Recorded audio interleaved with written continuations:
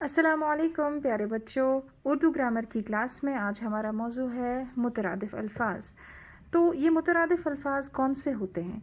वो अल्फ़ाज़ जो हम मानी हों, जिनके मानी में यकसानियत हो, या एक ही माने रखने वाले मुख्तलिफ़ अल्फ़ाज़ को मुतरादिफ़ कहते हैं। मुतरादिफ़ की जमा है मुतरादिफ़ात। इंग्लिश में हम जिनके माने सेम होते हैं उन अल्फ़ाज़ को सिनोनिम्स कहते हैं। मुतरादिफ़ अल्फ़ाज़ इस्तेमाल करने से जुमले में ज़ोर आ जाता है, निखार और ख़ूबसूरती आती है।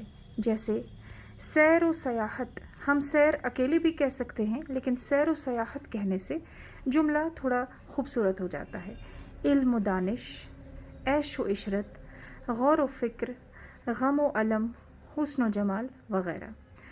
तो चलिए कुछ चंद मिसालें हैं हमारे पास, कुछ अल्फ़ाज़ हैं, हम इनके मुतरादिफ़ अल्फ़ाज़ देखते हैं। आगाज़, इब्तिदा या शुरुआत। खौफ, इसका मुतरादिफ़ है डर। हुब, मोहब्बत, उल्फत। दाना, अक्लमंद या आकिल। आसाइश, राहत, आराम। मदह, इसका मुतरादिफ़ है तारीफ़। मसरत, खुशी, सुख। फराख, कुशादा, वसी। लफ्ज़ ज़ुल्मत का मुतरादिफ़ है तारीकी या अंधेरा। सदा, आवाज़ या निदा। अच्छा, उम्दा। उसूल, कायदा।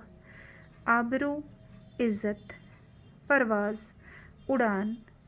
तदबीर, तरकीब। तो बच्चों, उम्मीद है आपको आज का सबक समझ आया होगा। एक बार फिर से हम इसे दोहराते हैं। मुतरादिफ़ होता है हम माने अल्फ़ाज़, और इसे इंग्लिश में हम सिनोनिम्स कहते हैं, और मुतरादिफ़ अल्फ़ाज़ के इस्तेमाल से जुमले में ख़ूबसूरती और निखार आ जाता है।